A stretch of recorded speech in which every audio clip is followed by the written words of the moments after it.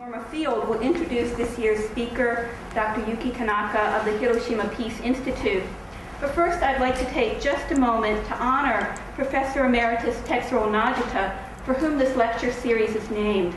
Tetsuro Nagita was born and raised in Hawaii as the son of Japanese immigrants.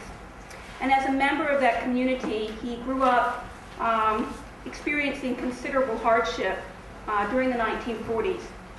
He left Hawaii for the first time to attend Grinnell College, and after receiving his BA in 1958, he went on to Harvard University, where he completed his PhD in history in 1965. He joined the faculty of the U of C in 1969, and until his retirement in 2002, he was an exemplary member of our intellectual community. He was a very productive scholar whose accomplishments include 3 important monographs: Hatake and the Politics of Compromise, The Intellectual Foundations of Modern Japanese Politics, and Visions of Virtue in Tokugawa Japan. He edited several volumes, and he completed a translation of text by a very important 18th century intellectual, Ogyu Solai. Since his retirement, Tetsuro Nagita has continued to be an active scholar. I'm very happy to say that his new book, called Ordinary Economies in Japan, is forthcoming from the University of California Press. It will be published next year. In this book, Professor Nagita explores the economic thought and practice of ordinary citizens in late Tokugawa and early Meiji Japan, and constructs an alternative genealogy of Japanese capitalism, within which cooperative action and a concern for social well-being were viewed as compatible with the profit motive. Tetsuro Nagita was also an extraordinary teacher of graduate students. I'm very proud to say I am a student of his. Together with Harry Haratuni in the 1980s, he forged what came to be known as the Chicago School of Japanese Studies, which emphasized the explicit engagement with contemporary theory as the means to counter the marginalization of Japan, and by extension all of the non-West, within the ghetto, we might say, of area studies. The students he trained now teach at colleges and universities all over the U.S. Tetsuro Nagita also did more than his share of administrative service. Over the years here at the U of C, he served as director of the Center for East Asian Studies, as master of the Social Sciences Collegiate Division, and as chair of the Department of History. Now, in addition to this very considerable record of accomplishments, Tetsuro Nagita also had a talent that I think is pretty rare among academics. He was a phenomenal fundraiser. In the 1970s and 80s, he worked tirelessly to build up Japanese studies endowment. And today, because of his efforts, we are able to support outreach efforts to K through 12 schools, to support our graduate students through a variety of grants and fellowship, and to support faculty research and teaching. 3 years ago, my colleagues and I voted to create this lecture series to commemorate Professor Nagita's contributions and accomplishments. Because Tets believed that scholarship must be ethically and politically engaged, we decided that lectures in this series should address an important and timely contemporary issue that has implications for, but also beyond, Japan.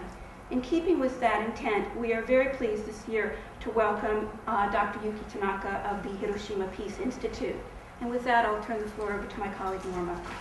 Good afternoon, everybody. I'm Norma Field from East Asian Languages and Civilizations. I'm really very, very happy that Yuki Tanaka is with us today to share what he's doing. I'm also sorry that his topic, as you can see, is more timely than ever. But there you have it. Dr. Tanaka has lived and taught in Australia for about 20 years. He still maintains very strong ties to Australia. Before he left it in 2000 for different professional venues, most prolonged way at the Hiroshima Peace Institute, as Susan just mentioned.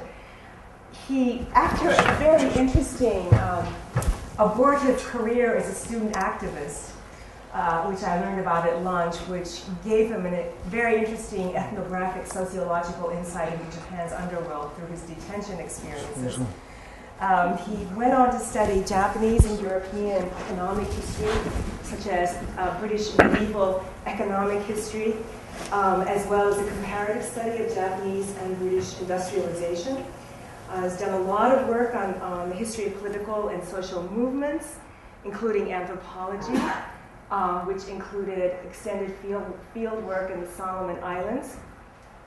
And since the mid-1980s, he's concentrated on issues pertaining to Japan's war responsibility for its prolonged engagement from at least 1931, not just the 1941 to 45 part, and has conducted archival research in Australia and Britain, the US and Japan. And as I read to you some of the titles of his work, I wonder if you won't think what really struck me, which is that how much this engagement with Japanese war responsibility, and particularly most recently with aerial war and with war, therefore, in general in the modern era, has, as it were, organically brought together issues that probably most of us in this room are concerned with, namely national identity, psychology, gender, the environment, popular culture, and minority populations, human rights. All of these things seem to have, as it were, come into his field of concern by beginning with a focus on Japanese war responsibility. So most recently in Japanese, he has authored a book on the history of aerial warfare, which is something he'll also be working on for English publication. He also has authored a book which I find singularly useful for this topic, Japan's Comfort Women, Sexual Slavery and Prostitution During World War II and the U.S. Occupation, which I recommend to any of you who are interested in this topic. It was a reference title for the 2007 U.S. Congressional Report on Comfort Women. And it is very striking because it is not just about the Japanese military's organization and use of military comfort women, but also of the American use thereof in the occupation.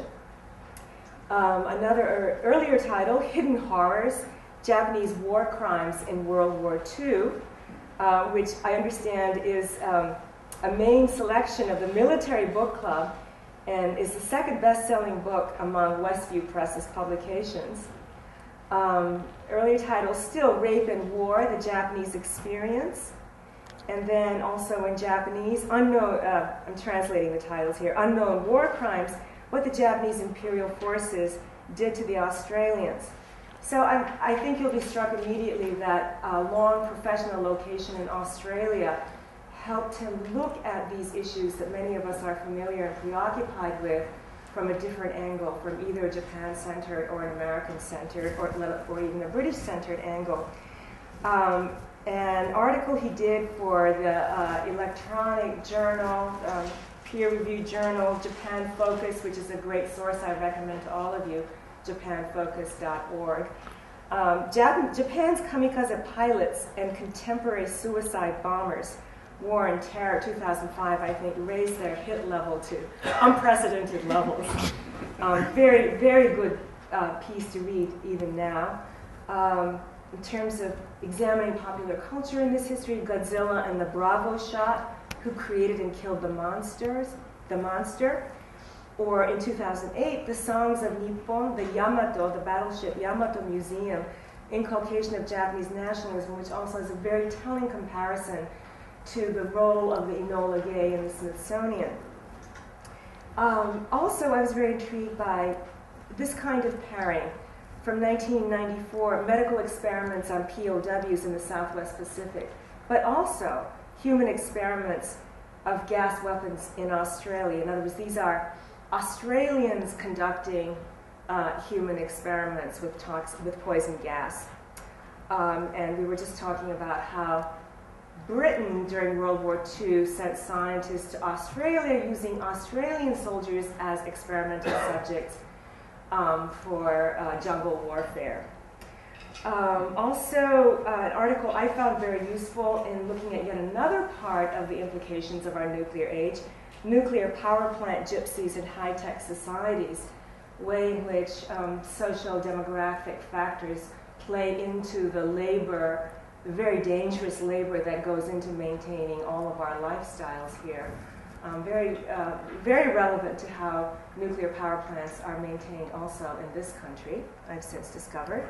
And then the sustained collegial group collaborative research into archives, producing also psychological studies, as it were, on the subject of, for example, why do people become inhumane in war situations? This kind of work has also led him to publish large reports. One is for the Japanese government, The Battle of Okinawa, New Perspectives for the Understanding of Human Behavior and Psychosocial Problems in Intense Warfare. This is from 2005. And quite a bit earlier, in 1991, you'll see how these interests weave into each other. Special International Tribunal on the Violation of Human Rights of Political Prisoners and Prisoners of War in United States Prisons and Jails. This was submitted to the United Nations Human Rights Council, a multi-authored subject. Now, currently, as a research professor at the Hiroshima Peace Institute, he's leading a group project of 9 Japanese historians on the topic of why, historically, looking for historical reasons why modern Japanese military forces adopted brutal tactics against non-combatants.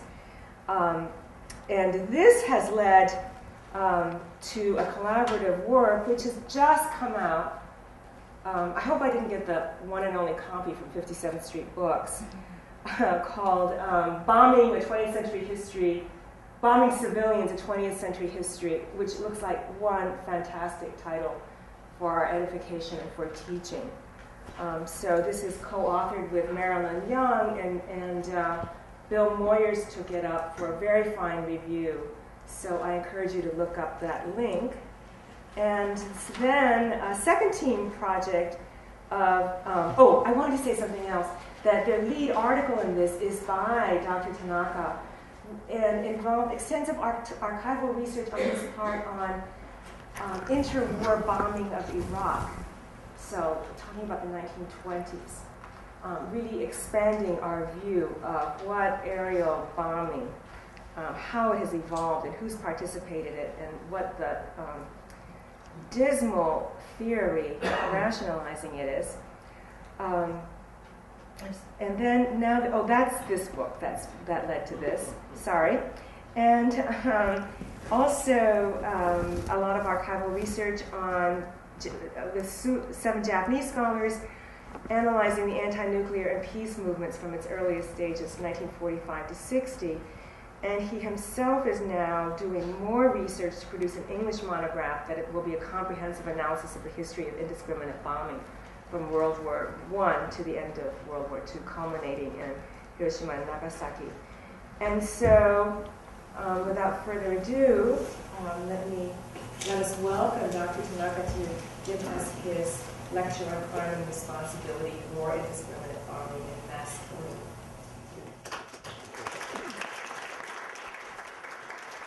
Thank you, Norma. I feel embarrassed, I think, listening to this long list of fabrication. No wonder I'm getting old, I think. Since I moved to Hiroshima, my interest sort of shifted from Japanese war crimes to more wider perspective of the warfare, particularly aerial warfare, the bombing in particular. It's not surprising because the Hiroshima is the symbolic part as far as the bombing of civilians is concerned. Anyway, both peace studies and peace movement in Hiroshima have hitherto been based on the city's unique experience as the first theater of nuclear holocaust in the history of mankind. And it is therefore not surprising that the major focus of peace studies there has been on issues closely related to nuclear arms, and that its peace movements have also centered on the abolition of nuclear arms. In this regard, Hiroshima has undoubtedly played an important role so far, and its voice above all that of the hibakusha. Hibakusha means the survivors of the nuclear holocaust, carries a certain symbolic weight in world nuclear dialogue. In other words, the atomic bombing of Hiroshima has so far been seen as an extraordinary, unique case of war tragedy, particularly by hibakusha and their supporters. Now, because of the unprecedented scale of destructive power of the bomb itself, as well as the unimaginable effects of radiation upon human beings and the environment, this uniqueness remains in the ideas of the people in Hiroshima. It's not surprising. Now, for example, the Airborne Peace Museum, operated by the Hiroshima City Council, is filled predominantly with exhibits highlighting the victimization of the citizens of Hiroshima as a result of indiscriminate bombing using the atomic bomb. Although there is a brief explanation of the Nanjing massacre in relation to the activities of the Imperial Army dispatched from Hiroshima to China prior to the atomic bombing, the museum invariably presents the atomic bombing of the city as the historically unprecedented and unparalleled victimization of Japanese citizens. Indubitably, the museum conveys a powerful anti-nuclear message. Yet, it is interesting to note that the museum exhibits scarcely anything other than information on the bombing of Hiroshima, and even the bombing of Nagasaki and other landmarks of nuclear history are hardly mentioned. You may find that there isn't a single photo of Nagasaki in this museum. Hence, the museum fails to bring light fundamental features common to all victims of atomic bombings, nuclear test, indiscriminate bombing, and war in general. Due to the rapidly diminishing number of hibakusha, however, the weathering of Hiroshima experience has become a serious concern for many citizens of Hiroshima in recent years. And in order to confront this problem and to revitalize the Hiroshima spirit of aspiring to eternal peace, it is necessary to re-examine the historical uniqueness of the city in a wider theoretical framework of modern war, in which the universal characteristics of modern warfare, notably including the atomic bombing of Hiroshima, can be critically analyzed. In other words, Hiroshima City still possesses the capability of contributing to the establishment of world peace, I believe, yet that capability must be enlivened by broadening the scope of peace studies and peace movements in the city and adapting them to contemporary issues of war and peace. The bombing of Hiroshima and Nagasaki typifies two kinds of crime against humanity, I believe: indiscriminate bombing and mass killing of civilians, both of which are common phenomena in modern and contemporary warfare.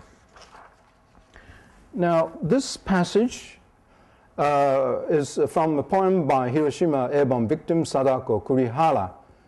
There was a brilliant white-hot flash, building crumbled, fire blazed, smoke swirled all around, wires dangled everywhere, and raising mass of humanity fled to safety. This passage graphically depicts the horror experienced not only by the airborne victims, but by all who have suffered air raid attacks: fire, smoke, flight.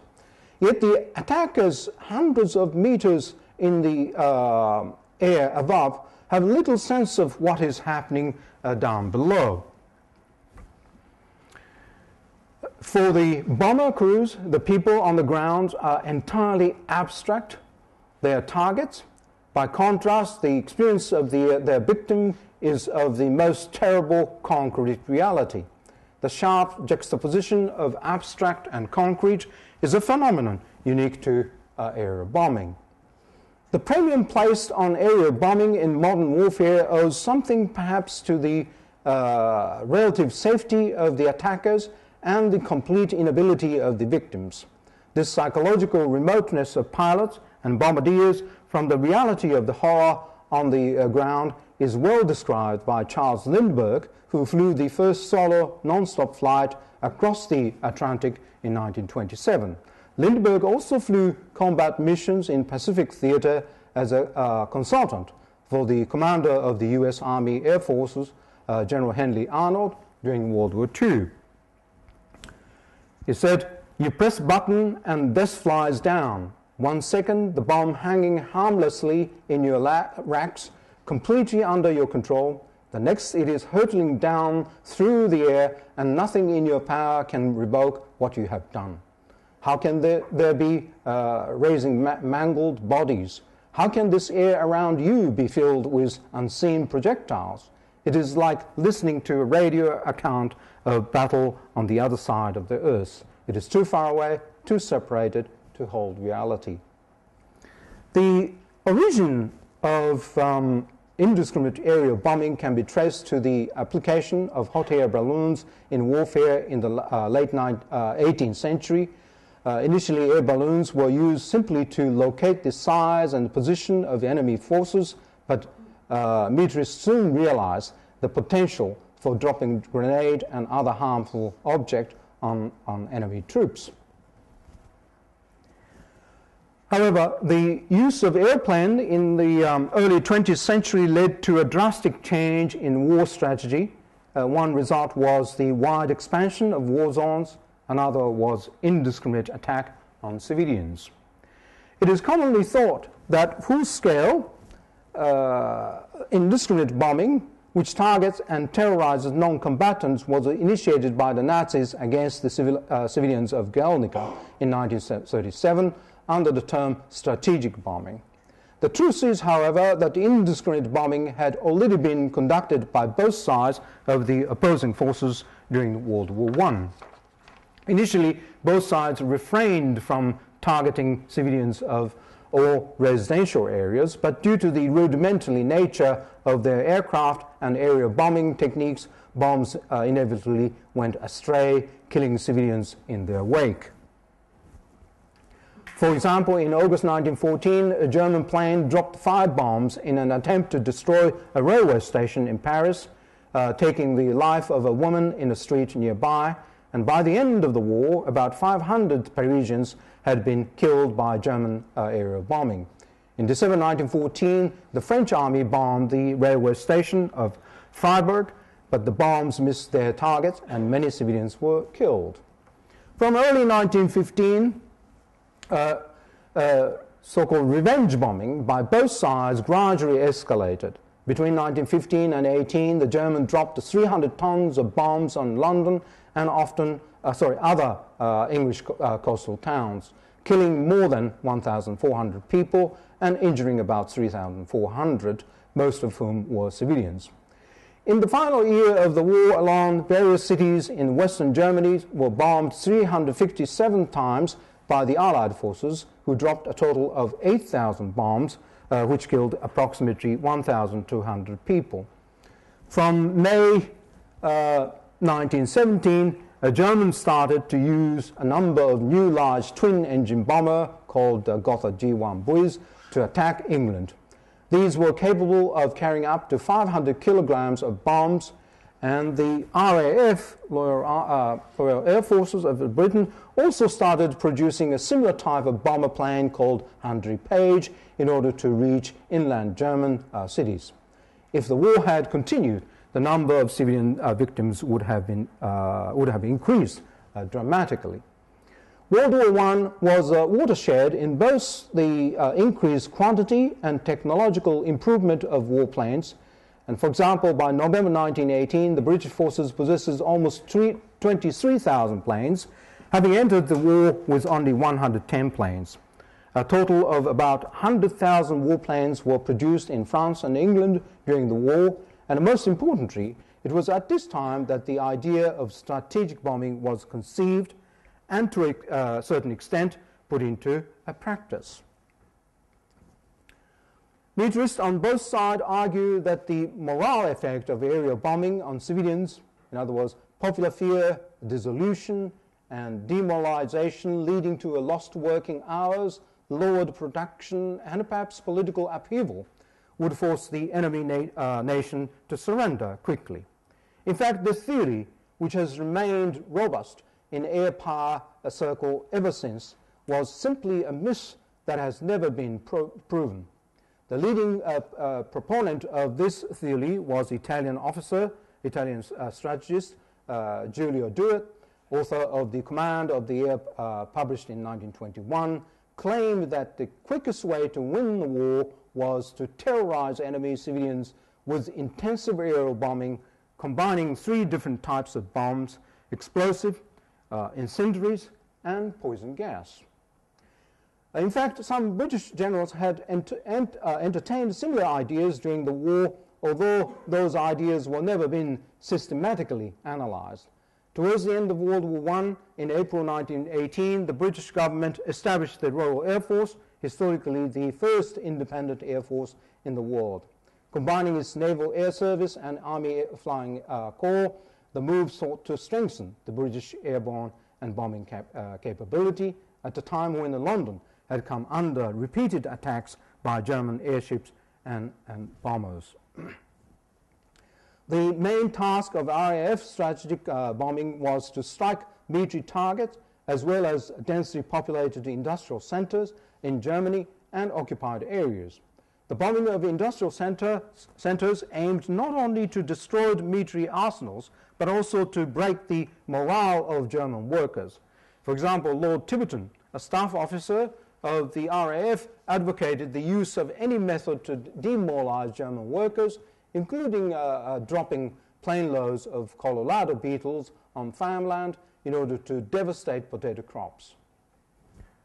General Hugh Trenchard, who led the independent forces means the British bomber force, claimed that the morale effect of bombing stands undoubtedly to the material effect in proportion of 20:1, and therefore it was necessary to create the greatest morale effect possible. I don't know how you could calculate 21, let's say, 20:1. What kind of method he used, I don't know. After the war, General Trenchard and other leaders of the RAF claimed that the British bombing had made a great contribution to ending the war by demoralizing German civilians. None of the post-war surveys conducted by the British, French, and the US forces, respectively, however, found evidence to support Trenchard's claim.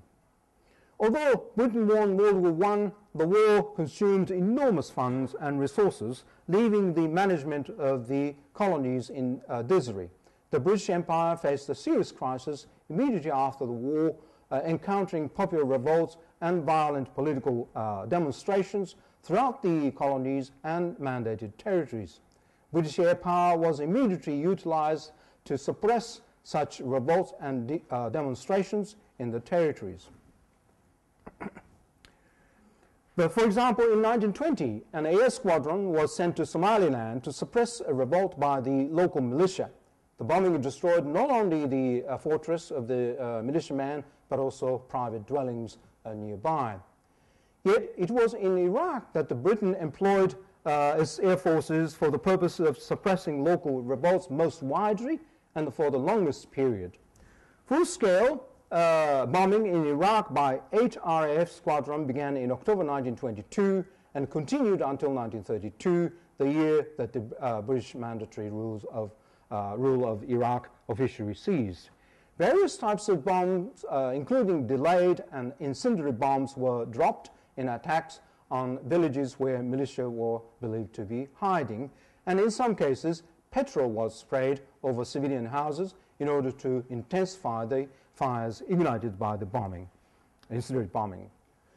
Tents and other types of Bedouin dwellings and even their cattle became targets, resulting in the deaths and injury of many women and children. British forces justified this indiscriminate bombing by claiming that their operations, quote, proved outstandingly effective, extremely economical, and undoubtedly humane in the long run, unquote, as they could swiftly put down revolts and riots. One of the RAF squadron leaders in Iraq was Arthur Harris, who later headed the RAF Bomber Command during World War II. Based on their experience in Iraq, the RAF leaders concluded that the best way to defeat the enemy was to conduct strategic bombing on civilian dwellings, in particular those of industrial workers. Britain was not, however, the only European power that conducted extensive area bombing prior to World War II for the purpose of suppressing anti-colonial resistance in occupied territories. During the Second Italo-Ethiopian War between October 1935 and May 1936, Italian forces airdropped a large number of conventional bombs as well as bombs loaded with mustard gas on enemy troops, villages, crossroads, valleys, river crossing, and other such places. It was a war of aggression that Italian dictator Benito Mussolini conducted out of a desire to colonize Ethiopia as a part of his grand plan to establish a new Italian empire. According to one Italian semi-official report, between the end of December 1935 and the end of March 1936, chemical bombing operations were conducted 132 times, dropping 972 chemical bombs, which amounted to a total of 272 tons. Especially in the Battle of Endeta in mid-February 1936 and the Battle of Maichu at the end of March 1936, Italian forces under the command of General Pietro Badoglio conducted intense area bombing using conventional bombs, including fire bombs, as well as chemical bombs. In some cases, Red Cross camps and ambulances became targets of such attacks, and Italian also targeted civilians deliberately as part of their attempt to terrorize the local population. In this way, indiscriminate bombing was frequently conducted by certain Western imperial nations outside Europe in 1920s and 30s, and in the Western world it became tacitly accepted as a most effective strategy with which to terrorize enemy civilians. At the time, however, enemy civilians were people in non-European countries whom Western political and military leaders saw as inferior and uncivilized races. This racist element undoubtedly enabled the British and Italians to feel less hesitant about dropping the bombs. Yet this practice of indiscriminate bombing of uncivilized people clearly trailblazed the advent of strategic bombing among civilized nations during World War II. As in the case of World War I, at the beginning of World War II, both Britain and Germany initially refrained from aerial attacks on civilians. However, in a repeated scenario, both sides deliberately increased their revenge bombings of civilian quarters in major cities following a series of inaccurately targeted bombing. The German forces conducted Operation Blitz for almost 9 months from September 1940, attacking London, Coventry, Birmingham, Manchester, and many other English cities, killing 60,000 civilians and destroying more than 2 million houses. On September 11, 1940, Joseph Goebbels wrote in his diary that this aerial bombing operation would be decisive in forcing the British government to surrender, which never happened. In revenge, the RAF started night raids on industrial cities in rural regions in October 1940. However, area attacks on German civilians really expanded in February 1942, when Arthur Harris assumed the position of commander of the RAF Bomber Command. Lübeck, a cultural city with no military importance, became the first target of Harris' new strategy called area bombing. Cologne was then attacked by more than 1,000 planes, and other cities such as Essen, Kiel, Stuttgart, Mannheim, Rostock, Berlin were also targeted. In February 1943, Harris pronounced that the morale of the German population in the bombed area had reached an all-time low, and that if the RAF continued bombing, surrender could be expected in the very near future. Night raids continued on many German cities, including Hamburg, where 7,000 tons of bombs were dropped and about 45,000 people were killed. Yet there was no sign of surrender by the Nazi regime. In response, the RAF began to target Berlin, bombing the city 16 times between November 1943 and March 1944, while continuing to bomb other German cities. Still, Harris' expectation of Nazi surrender was not fulfilled. On the contrary, the Germans started employing new weapons of indiscriminate killing, WWII and WWII rockets, against England. More than 9,500 WWII rockets were launched, killing about 6,200 people, and about 1,100 WWII rockets reached various parts of England, killing 2,700 and injuring 6,500 people. Claiming again that the Germans were on the verge of the collapse in morale, Harris stepped up aerial attacks.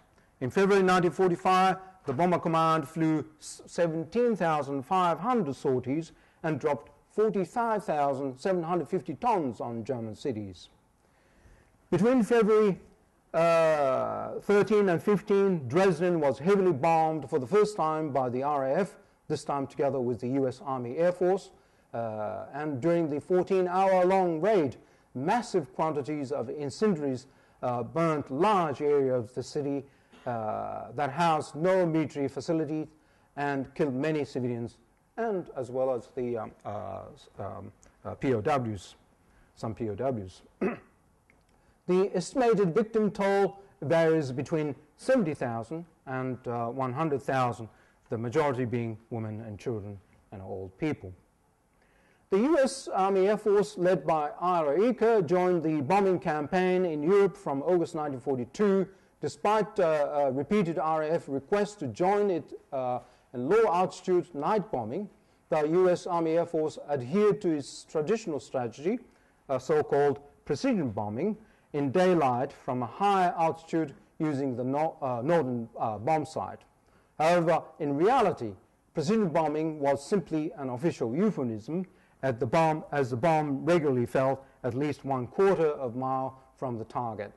It is not surprising that, therefore, that the U.S. Army Air Forces killed not only German civilians, but also many Allied civilians of German-occupied cities, such as Paris, Nantes, Lille, Lorient, and Amsterdam, as a result of precision bombing.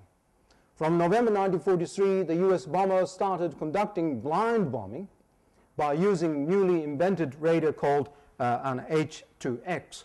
Blind bombing is, even if you're blind, if you use this new gadget, you can target it precisely and destroy the military target. However, given the technical limitations, the bombing became more random and indiscriminate. Now, you may know that the Professor Howard Zinn was the bombardier during the World War II and involved in the bombing of German cities. And after the war, he went to the German and to see how the effective his colleagues' activity was. And then he found he was devastated to find he actually killed so many civilians. Now he says, we bombed from 30,000 feet, and when a bomb is dropped from that height, there is no way you can identify and hit only military targets. Your bombs will go all over the places within 1/4 of a mile, so it was a pretense that we were doing precision bombing. We were killing civilians. I'll show you how accurate the reality of this so-called precision bombing. This was a photo taken by the bomber, the U.S. bombers, and they were on a German city and dropping the bomb, and it's because if you pilot and then the anti-aircraft guns was shooting towards you, and so you're scared, so you try to drop the bomb as quickly as possible and run away. Okay, so that's what this plane was doing, but then suddenly another plane came underneath the Americans and dropped the bomb. He realized that you can see the two bombs three bombs already falling down, destroying the tail, and another big bomb is going towards this plane. This is the reality of the so-called precision bombing, okay, in World War II. Now, Inca shares the same optimism with Arthur Harris that the British and the US cooperative bombing campaign was destroying German morale. Dissatisfied that was a result of precision bombing by the 8th US Bomber Command in Britain. However, General Henry Arnold, the commander of the US Army Air Forces, reorganized his forces in Europe and set up the United States Strategic Air Force in December 1943, and Inca was demoted, and Carl Spaatz became the head of US Strategic Air Force. Excuse me. We observed the steady progress of US strategy from precision bombing to strategic bombing, in other words, indiscriminate bombing, throughout the year 1943 to 45. In the 4 months between September 1 and December 31, 1944, the U.S. Strategic Air Force dropped more than 140,000 tons of bombs on major targets, 60% of them in blind bombing. Only 674 tons were used for precision bombing in the strict sense. The percentage of blind bombing increased to 80% of the entire U.S. bombing campaign in Europe between October 1944 and the end of the war in Europe, May 1945. In February 1945, together with the RAF, the U.S. forces conducted Operation Clarion, whereby numerous German towns and villages were bombed from a lower altitude in order to demoralize the enemy nation.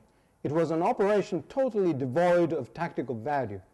In short, U.S. bombing activities in Europe became no different from area bombing. The fact that the Army Air Force leaders abandoned precision bombing in reality but maintained it simply as an official principle is evident in the new counter plan against WWII and WWII rockets advocated by General Arnold. That was to fly 500 unmanned, radar-controlled, fully bomb-loaded B-70 bombers and crash them into enemy-held cities. Fortunately, this plan was never put into practice.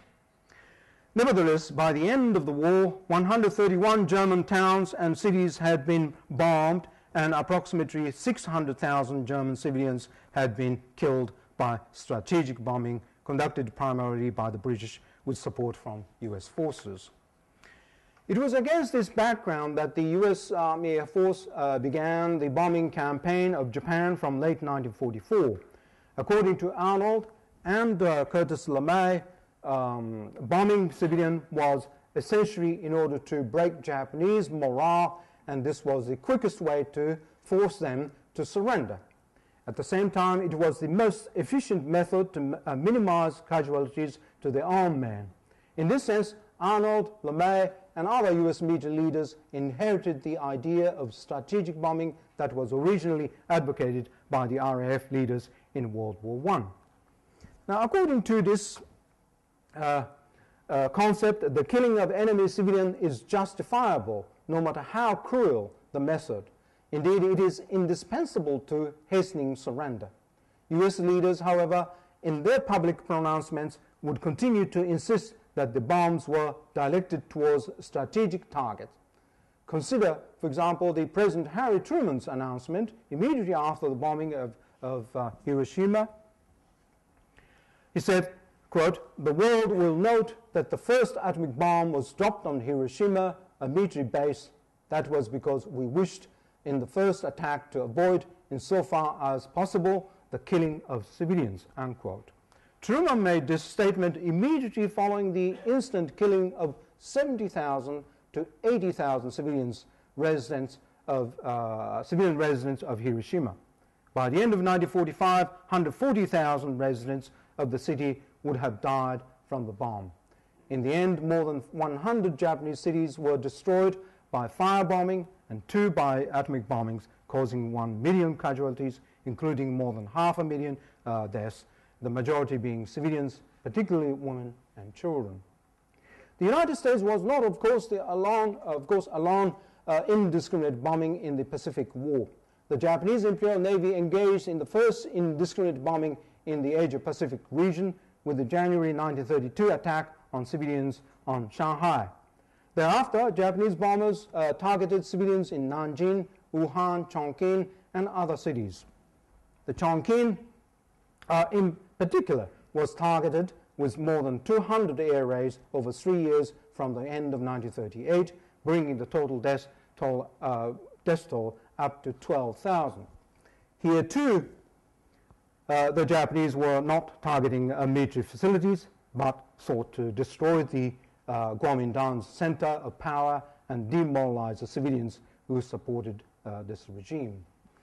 The Japanese were also planning to produce a large bomber like B-29 called the Fugaku in order to reach the west coast of United States and bomb the cities like Los Angeles and San Francisco. Of course, this was never realized.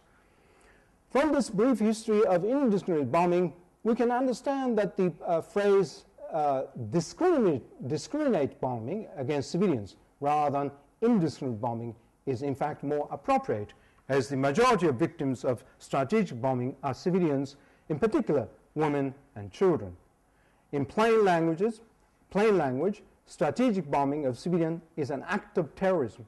The real question then is there any moral justification in killing tens of thousands of non-combatants in the guise that it will force a swift surrender?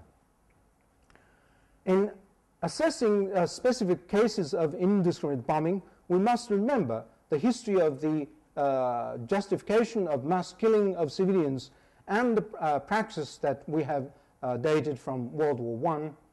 And we have shown that in the course of World War II, at different times and for particular strategic reasons, the British, Germans, Japanese, and Americans all engaged in strategic bombing with heavy tolls in civilian lives, following a logic that it would demoralize the enemy and speed up surrender. We must be careful not to get bogged down in an argument such as whether or not the firebombing of Tokyo was strategically justifiable and whether or not the bombing of Hiroshima and Nagasaki were strategically justifiable. The fundamental question is why the theory justifying mass killing has persisted for so long, even after the bombing of Hiroshima and Nagasaki. It is important to ask why this strategy was applied during the Korean and Vietnam War, and why a variation of it are still used to some extent to justify the collateral damage of precision bombing in war such as those in Afghanistan, Kosovo, Iraq, and most recently in Israel's attack on Gaza.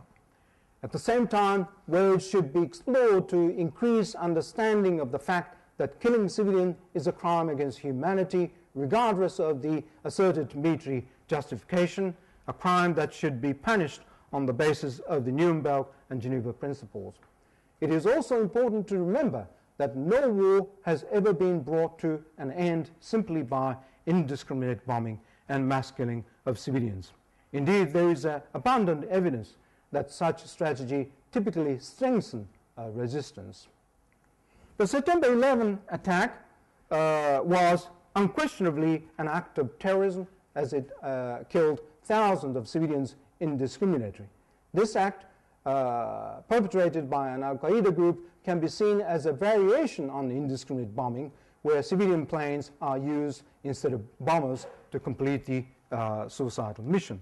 One can be certain that Al-Qaeda would have used bombers if that had been an option.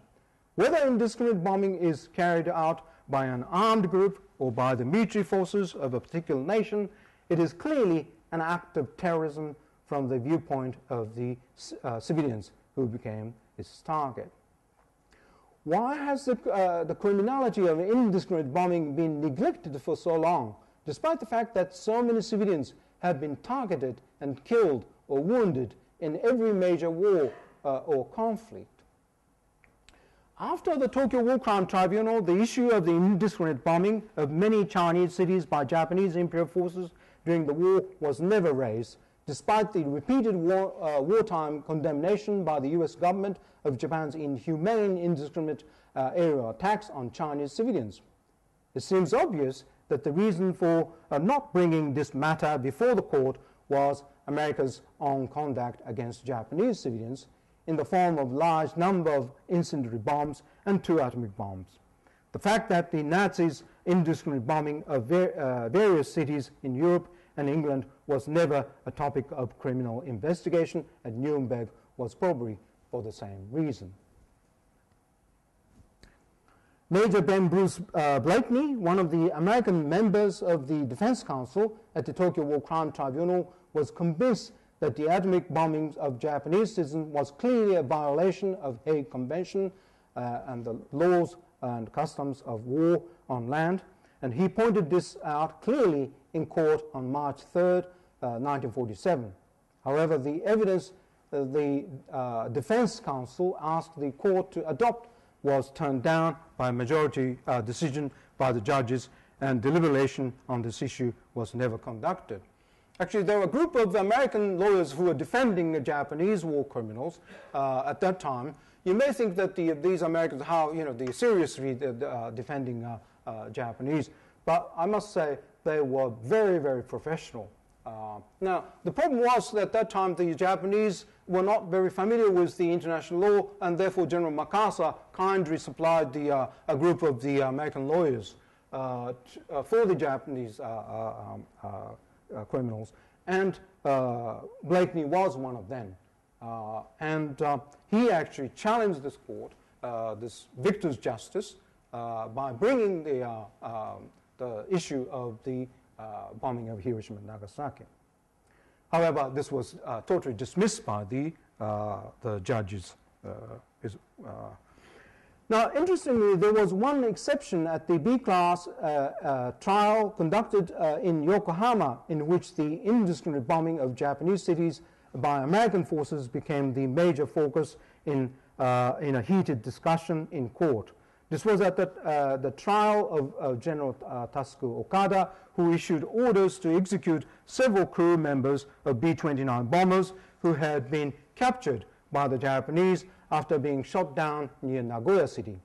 Dr. Featherstone, another American lawyer acting as a chief defense counsel for General Okada, argued that because the American B-29 crews were engaged in unlawful, indiscriminate bombing which killed and wounded many Japanese civilians, they were criminals rather than POWs. Featherstone claimed that the execution of those Americans were therefore legitimate. Although the court found General Okada guilty and he was sentenced to death, it seems that the Featherstone's argument and his evidence presented to the court had considerable influence on the relatively lenient judgment handed down to Okada's subordinate, who had carried out Okada's order to execute. Even the American judge and the prosecutors sent petitions to General MacArthur requesting that he commute the death sentence to life imprisonment, although the appeal failed to change MacArthur's decision.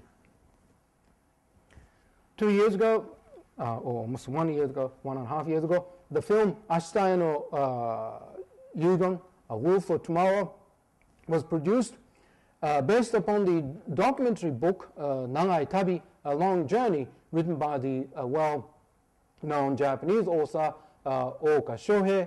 And in 1982, Ooka wrote this book after conducting thorough research on the court proceedings of Okada's case. The film, therefore, depicts a fairly accurate picture of how the trial was conducted. However, overall, this film presents General Okada as a tragic hero who fought against the injustice of the War Crimes Tribunal conducted by the United States forces, while he bravely defended his subordinate. He took full responsibility for the execution of the American bomber pilots without conducting a proper trial. Yet, I found in the end, because Okada is presented as a hero, his real responsibility for the crime of executing POWs is subtly evaded in the film. So, in a way, it's Okada became a hero in this film, and the real issue of the war crimes was subtly sort of avoided. This kind of very subtle way to present these war crime cases is now fashionable in Japan, rather than just showing that how injustice that this war crime tribunals was, and we are the victims, the real victims of this victor's justice. Instead of doing that, this kind of subtle way to say,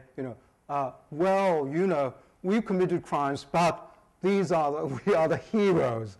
For example, just the end of last year, NHK also broadcasted a similar sort of a case. This person was the last case of the war crimes. He also executed the B-29 pilots, and he admitted that he was guilty. And this film was the TV film was broadcasted December 7, the day that the Pearl Harbor attack. I don't know whether NHK intentionally did it or not. I'm not sure about it. But anyway, this is the way that the Japanese now are dealing with the war criminal cases. One of the Japanese members of the Defense Council of the Tokyo War Crimes Tribunal was Shoichi Okamoto, a lawyer who also acted as a member of the Defense Council for General Okada and assisted Featherstone. Okamoto's experience with these American lawyers seems to have had considerable influence on his thoughts on justice regarding the Japanese victims of aerial indiscriminate bombing, including the atomic bombings of Hiroshima and Nagasaki. Okamoto pursued a legal struggle to bring justice to the air bomb survivors even long after the conclusion of the Tokyo War Crime Tribunals. He died in 1958, but his endeavors eventually led to a judgment by the Japanese Tokyo District Court in 1963, in which it was acknowledged that the atomic bombing of Hiroshima and Nagasaki was a crime against Hague Convention. The judgment of this court case said, quote, "The aerial bombardment with atomic bombs of the cities of Hiroshima and Nagasaki was an illegal act of hostilities according to the rules of international law. It must be regarded as indiscriminate aerial bombardment of undefended cities, even if it was directed at the military objective only, inasmuch as it resulted in damage comparable to that caused by indiscriminate bombardment," unquote. However, the court ruled out the claim for individual compensation for damage caused by the atomic bombing, stating that the claimant as an individual was not entitled to claim damage on the plane of international law, nor was he able, as a result of the doctrine of sovereign immunity, to pursue a claim on the plane of municipal law. In these circumstances, the plaintiffs had no rights to lose as a result of the waiver contained in Article 9A of Treaty of Peace with Japan. In other words, it can be said that the atomic bomb survivors partially won this court case, as it was acknowledged that they were victims of unlawful indiscriminate bombing conducted by the Americans. Unfortunately, however, it seems that the judgment of this court case had very little impact on both the US and Japanese government.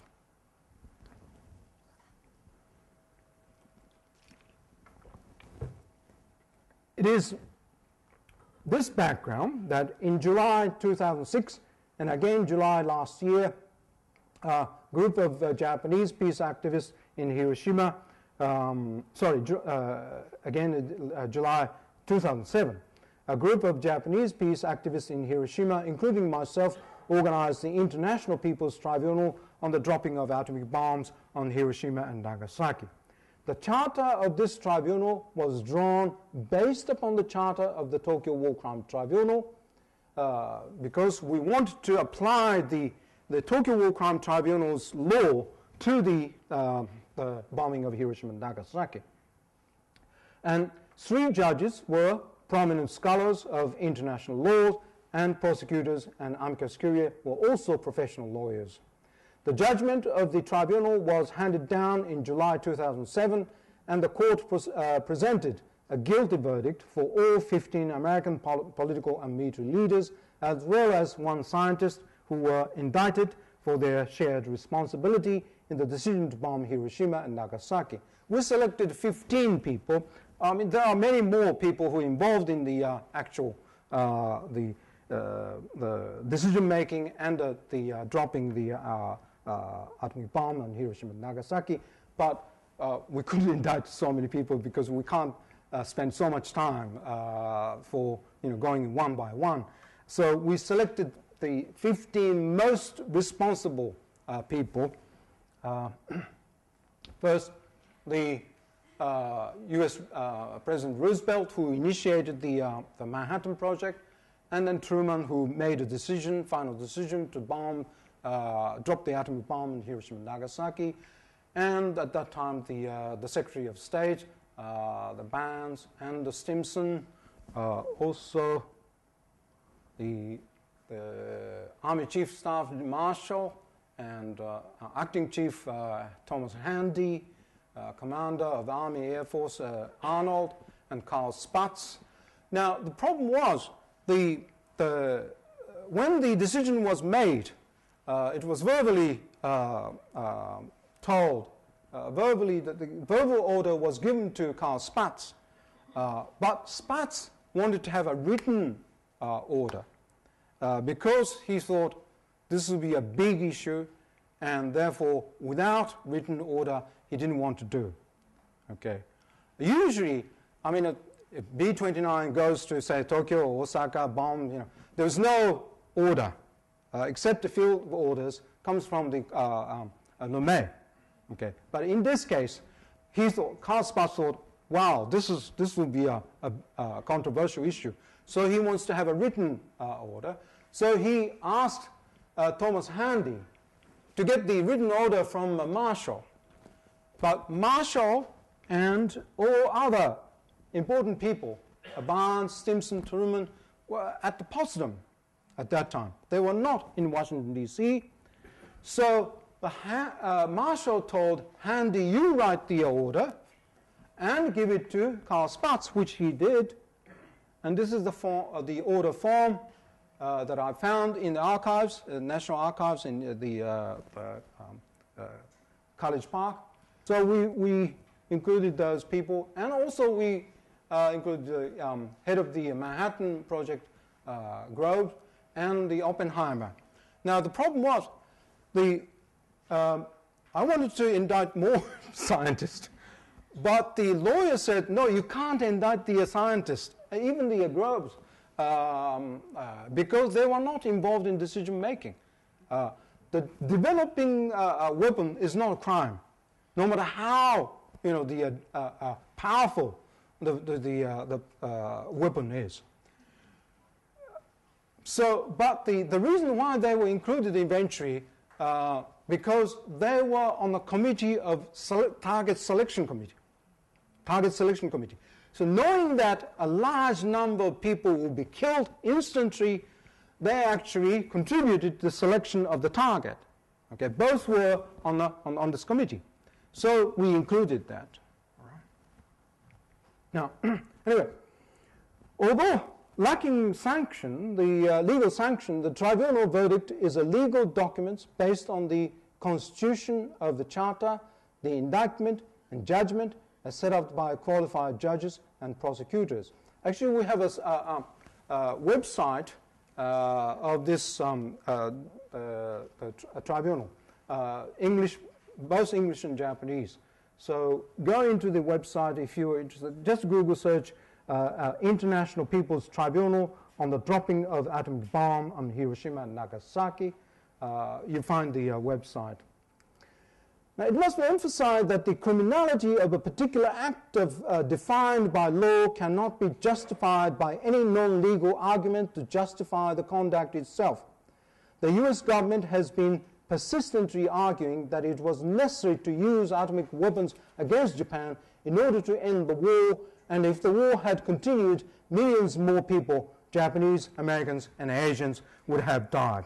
However, as a matter of fact, the atomic bombing of Hiroshima and Nagasaki was not the decisive factor in ending the war, and its political justification was a myth created by the American government and tacitly endorsed by the Japanese government for self-serving reasons.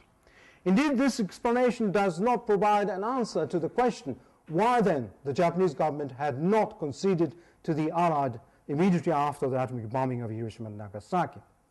On August 10, 1945, the day after the bombing of Nagasaki, the cities of Kumamoto, Miyazaki in Kyushu Prefecture, and Sakata in Yamagata Prefecture were bombed. 2 days later, Kurume, Saga, and Matsuyama were targeted, and August 13, Nagano, Matsumoto, Ueda, and Otsuki were bombed. On August 14, in addition to a massive attack on Osaka with 700 heavy one-ton bombs dropped from 150 B-29 bombers, Akita, Takasaki, Kumagaya, Odawara, and Iwakuni became the victims of last U.S. bombing raid of the Asia-Pacific War.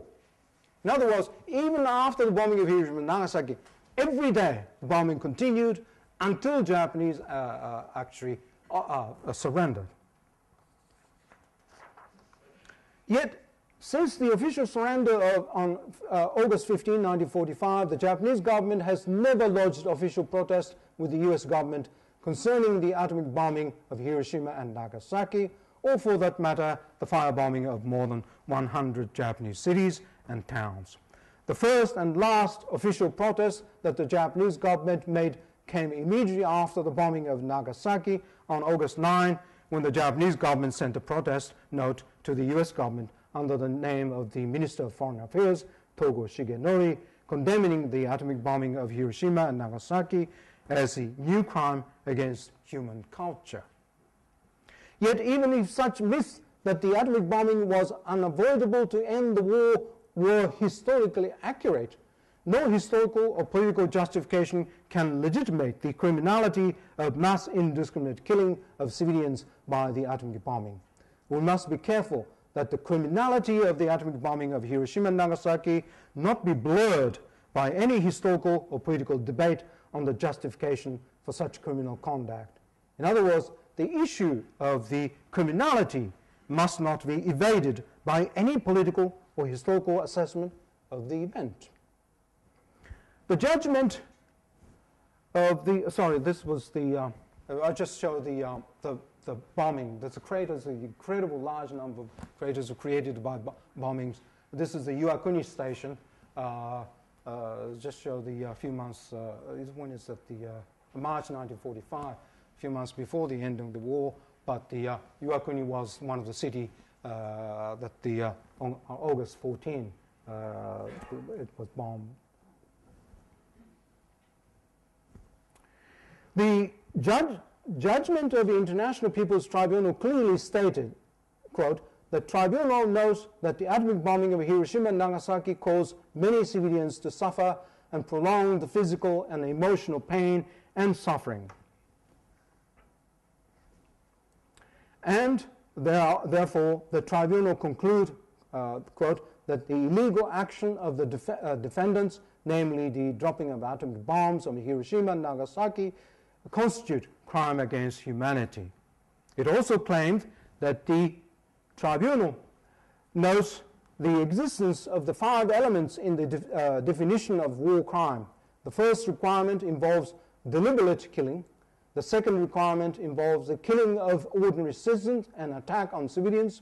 The third requirement involves deliberate destruction of cities and towns. The fourth requirement involves attack which cause unnecessary and excessive deaths. The fifth requirement involves attacks on unprotected cities. The tribunal knows that the dropping of atomic bombs on Hiroshima and Nagasaki established all the elements of the definition of war crimes. It also says, quote, in view of this, the tribunal finds that the atomic bombing of Hiroshima and Nagasaki violated principles of prohibiting the mass murder of civilians, wanton destruction of cities and villages resulting in excessive deaths not justified by the military necessity. Therefore, these acts constitute war crime established in Principle 6b of the Nuremberg Principle and Article 5, Paragraph B of the Charter of the International Military Tribunal of Far East, unquote. One of the important aims of this tribunal is to establish a true reconciliation between the Americans and the victims of atomic bombs. The the aim of this tribunal is not just condemning Americans.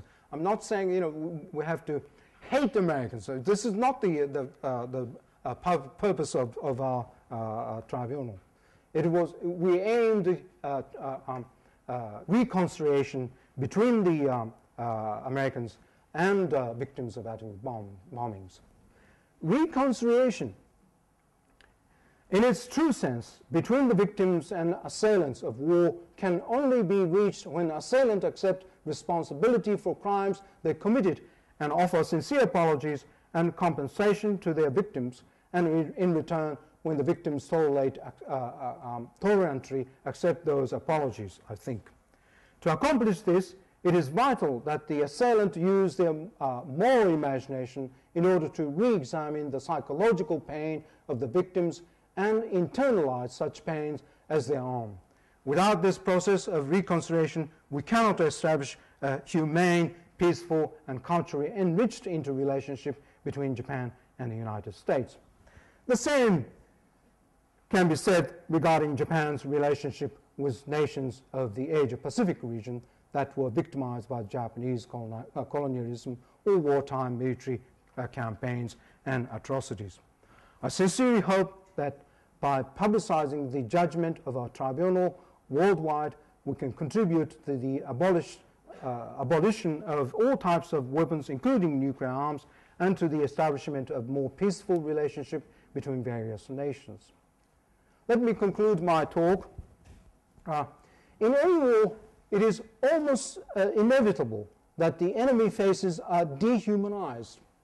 This leads to the dehumanization of the civilian population of the enemy nation as well, even though those civilians' faces are similar to those of one's own people.